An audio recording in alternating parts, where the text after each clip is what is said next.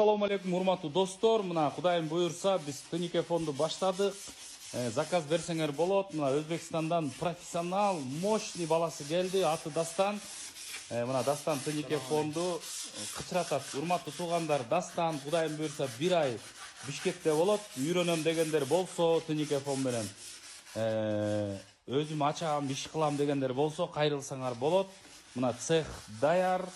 Үйрөнгөнгө андан кийин үйрөнүп алып турган аппаратын ишке салсаңар болот. Кудайым буйрса, мен азыр алдына номер жазып коем. Ошого чалып кайрылсаңар болот. Тынникефон жазатам десеңер дагы тынникефон жазап беребиз. Мына Кудай буйрса, биздин дагы бир цехыбыз ачылып атат. Тынникефон жасаган боюнча. Assalamu алейкум, урматтуу достор. Мына Кудайым буйрса, биз тынникефонду баштадык. Заказ берсеңер болот. Мына Өзбекстандан профессионал, мощный баласы келди.